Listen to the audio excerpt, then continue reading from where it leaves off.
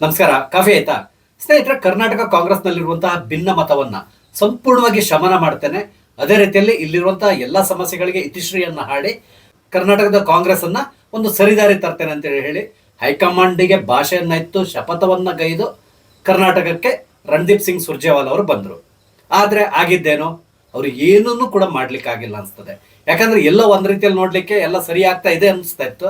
ಕೊನೆಗೆ ಆಗಿದ್ದೇನು, CLP meeting ನಲ್ಲಿ ಸುರ್ಜೇವಾಲಾ ಅವರ ಎದುರುಗಡೆನೆ DK ಶಿವಕುಮಾರ್ ಮತ್ತೆ ಸತೀಶ್ ಜಾರಕಿಹೊಳಿ ಅವರು ಕಿತ್ತಾಡ್ಕೊಂಡ್ರು. ಇದಕ್ಕೆ ಮುಖ್ಯ ಕಾರಣ ಬೇರೆ ಇನ್ನೇನು ಅಲ್ಲ, DK ಶಿವಕುಮಾರ್ ಅವರು ಬೆಳಗಾವಿ ಪೊಲಿಟಿಕ್ಸ್ ನಲ್ಲಿ ಬಹಳಷ್ಟು ಇಂಟರ್ಫಿಯರ್ ಆಗ್ತಾ ಇದ್ದಾರೆ, ಅಂದ್ರೆ ಮೂಗು ತೂರಿಸ್ತಾ ಇದ್ದಾರೆ. ಆ ಮುಖಾಂತರ ಅಲ್ಲಿ ನನ್ನ ಹಿಡಿತವನ್ನ ಕಮ್ಮಿ ಮಾಡ್ಲಿಕ್ಕೆ ಪ್ರಯತ್ನಿಸ್ತಾ ಇದ್ದಾರೆ.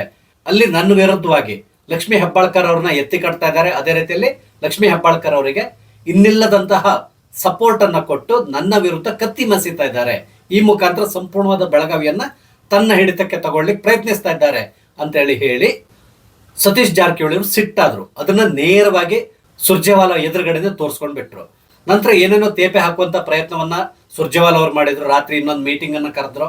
ಅಂದ್ರೆ ಇವರ ದಿಗ್ಗಜರನ್ನ ಮಾತ್ರ ಕರೆದು ಮಾತಾಡಿಸಿ ಹಾಗೆ ಮಾಡಬಾರ್ದು, ಹೀಗೆ ಮಾಡಬಾರ್ದು ಅಂತೇಳಿ ಹೇಳಿ ಎಲ್ಲ ರೀತಿಯಲ್ಲಿ ಏನೋ ಶಮನ ಮಾಡ್ಲಿಕ್ಕೆ ಪ್ರಯತ್ನ ಪಟ್ಟು ಕೊನೆಗೂ ದೆಹಲಿಯ ಫ್ಲೈಟ್ ಅನ್ನ ಹತ್ತಿ ಹೋದ್ರು. ಆದ್ರೆ ಈಗ ಏನಾಗಿದೆ, ಈ ಬಡಿದಾಟ ಇನ್ನೊಂದು ಲೆವೆಲ್ಗೆ ಹೋಗ್ತಾ ಇದೆ ಅನಿಸ್ತಾ ಇದೆ. ಈಗ ಏನಾಗಿದೆ, ಕರ್ನಾಟಕ ಕಾಂಗ್ರೆಸ್ ನಲ್ಲಿ ಎರಡು ಗುಂಪುಗಳಾಗ್ಬಿಟ್ಟಿದೆ. ಇನ್ನೊಂದು ಗುಂಪಿದೆ, ಅದು ನ್ಯೂಟ್ರಲ್ ಗುಂಪು.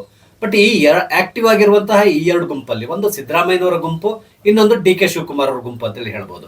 ಆದ್ರೆ ಇಲ್ಲಿ ಸಿದ್ದರಾಮಯ್ಯನವರ ಗುಂಪಿನ ನೇತೃತ್ವವನ್ನು ವಹಿಸಿಕೊಂಡಿರೋದು ಸತೀಶ್ ಜಾರಕಿಹೊಳಿ.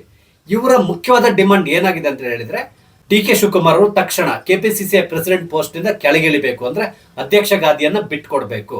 ಅದಕ್ಕೆ ಬದಲಾಗಿ ಬೇರೆ ಯಾರಿಗಾದ್ರೂ ಇವರು ಈ ಒಂದು ಅವಕಾಶವನ್ನ ಮಾಡಿಕೊಡ್ಬೇಕು ಅಂತ ಹೇಳಿ ಬಹಳಷ್ಟು ಪ್ರೆಷರ್ ಅನ್ನ ಹಾಕ್ತಾ ಇದ್ದಾರೆ.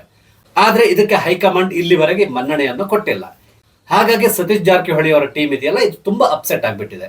ಈಗ ಏನ್ ಮಾಡ್ತಾ ಇದ್ದಾರೆ ಅಂತ ಹೇಳಿದ್ರೆ, ಯಾವುದೇ ಕಾರಣಕ್ಕೆ DK ಶಿವಕುಮಾರ್ ಮುಖ್ಯಮಂತ್ರಿ ಆಗ್ಲೇಬಾರದು ಅನ್ನೋದು ಒಂದು ಇವರ ಅಜೆಂಡಾ. ಆದ್ರೆ ಅದ್ರ ಜೊತೆಯಲ್ಲಿ ಅವರು ಕೇವಲ ಮಂತ್ರಿ ಆಗಿರ್ಬೇಕು, ಇಲ್ಲ ಪ್ರದೇಶ ಕಾಂಗ್ರೆಸ್ನ ಪ್ರೆಸಿಡೆಂಟ್ ಆಗಿರ್ಬೇಕು. ಎರಡರೊಳಗೆ ಒಂದು ಪೋಸ್ಟ್ ನ ಅವರು ಸೆಲೆಕ್ಟ್ ಮಾಡ್ಕೋಬೇಕು. ಅದಕ್ಕೆ ಬದಲಾಗಿ ಎರಡನ್ನು ಅವ್ರು ನಿಭಾಯಿಸಬಾರ್ದು ಅಂತ ಕೂಡ ಇವರು ಎಲ್ಲರೂ ಒತ್ತಾಯ ಮಾಡ್ತಾ ಇದ್ದಾರೆ. ಆದ್ರೆ ಸುರ್ಜೇವಾಲಾ ಇನ್ನೊಂದು ರೀತಿಯಲ್ಲಿ ಹೇಳಿದ್ರು, ವಿಶೇಷವಾದ ಸಂದರ್ಭಗಳಲ್ಲಿ ಒಬ್ಬನೇ ವ್ಯಕ್ತಿ ಎರಡು ಹುದ್ದೆಗಳನ್ನು ನಿಭಾಯಿಸಬಹುದು ಅಂತ ಹೇಳ್ಕೊಂಡು ಒಂದು ರೂಲಿಂಗ್ ಅನ್ನ ಕೊಟ್ಬಿಟ್ಟು ಹೋಗಿದ್ದಾರೆ.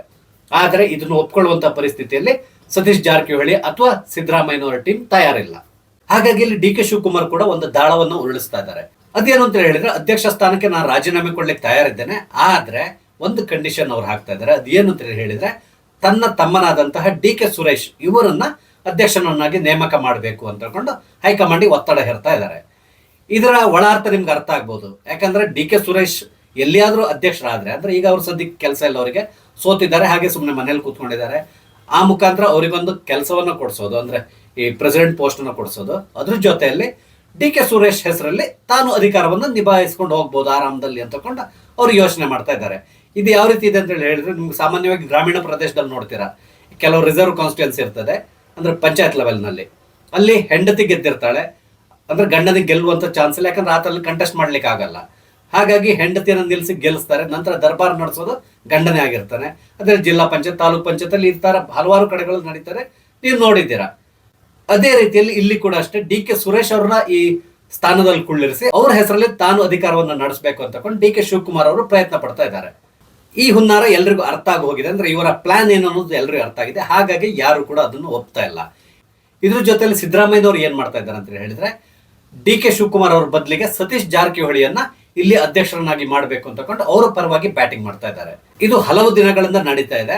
ಆ ಮುಖಾಂತರ DK ಶಿವಕುಮಾರ್ ಅವರ ಪಾರುಪತ್ಯಕ್ಕೆ ಒಂದು ಅಂಕುಶವನ್ನ ಹಾಕಬೇಕು ಅಂತಕೊಂಡು ಇವರು ಪ್ರಯತ್ನ ಪಡ್ತಾ ಇದ್ದಾರೆ. ಇದಕ್ಕೆ ಕೂಡ ಹೈಕಮಾಂಡ್ ಇಲ್ಲಿವರು ಓಕೆ ಅಂತ ಹೇಳಲಿಲ್ಲ. ಇದ್ರ ಜೊತೆಲಿ ಇನ್ನೊಂದು ವಿಶೇಷವಾದಂತಹ ಬೆಳವಣಿಗೆ ಇತ್ತೀಚೆಗೆ ನಡೀತಾ ಇದೆ. ಅದು ಏನು ಅಂತ ಹೇಳಿದ್ರೆ, ಸುರ್ಜೇವಾಲಾ ಇವರು ಏನೋ ಒಂದು ನಿರ್ಧಾರಕ್ಕೆ ಬಂದಿದ್ದಾರೆ. ಅವ್ರು ಏನ್ ಹೇಳ್ತಾ ಇದ್ದಾರೆ ಅಂದ್ರೆ, ಈಶ್ವರ್ ಖಂಡ್ರೆ ಅವ್ರನ್ನ ಇಲ್ಲಿಯ ಅಧ್ಯಕ್ಷರನ್ನಾಗಿ ಮಾಡಬೇಕು ಅಂತಕೊಂಡು ಅವರೊಂದು ಪ್ರಪೋಸಲ್ ನ ಕೊಟ್ಟಿದ್ದಾರೆ. ಆದ್ರೆ ಇದಕ್ಕೆ ಈ ಎರಡೂ ಬಣದವರು ಒಪ್ಪುವ ಸಾಧ್ಯತೆಗಳಿಲ್ಲ. ಸುರ್ಜೇವಾಲಾ ಅವರ ಪ್ಲಾನ್ ಏನು ಅಂತ ಹೇಳಿದ್ರೆ, ಒಂದ್ ವೇಳೆ ಈಶ್ವರ್ ಖಂಡ್ರೆ ಅವ್ರನ್ನ ಇಲ್ಲಿಯ ಅಧ್ಯಕ್ಷರನ್ನಾಗಿ ಮಾಡಿದ್ರೆ ನಾರ್ತ್ ಕರ್ನಾಟಕ, ಅಂದ್ರೆ ಉತ್ತರ ಕರ್ನಾಟಕಕ್ಕೆ ಪ್ರಾತಿನಿಧ್ಯ ಕೊಟ್ಟಾಗ ಆಗ್ತದೆ ಅಂತಕೊಂಡು ಇವರು ಯೋಚನೆ ಮಾಡ್ತಾ ಇದ್ದಾರೆ. ಇದರ ಹಿನ್ನೆಲೆ ಕೂಡ ಬೇರೆ ಏನು ಅಲ್ಲ, ಸತೀಶ್ ಜಾರಕಿಹೊಳಿ ಮತ್ತೆ ಕೆಲವರೆಲ್ಲರೂ ಒತ್ತಾಯ ಮಾಡ್ತಾ ಇದ್ದಾರೆ, ಯಾವುದೇ ಕಾರಣಕ್ಕೆ ಈ ಬಾರಿಯ ಅಧ್ಯಕ್ಷ ಗಾದಿಯನ್ನ ಉತ್ತರ ಕರ್ನಾಟಕದವರಿಗೆ ಕೊಡಬೇಕು, ಆ ಮುಖಾಂತರ ಉತ್ತರ ಕರ್ನಾಟಕದವರಿಗೆ ನೀವು ಪ್ರಾತಿನಿಧ್ಯವನ್ನು ಕೊಡಬೇಕು ಅಂತಕೊಂಡು ಇವರು ಬಹಳಷ್ಟು ಒತ್ತಾಯವನ್ನ ಮಾಡ್ತಾ ಇದ್ದಾರೆ.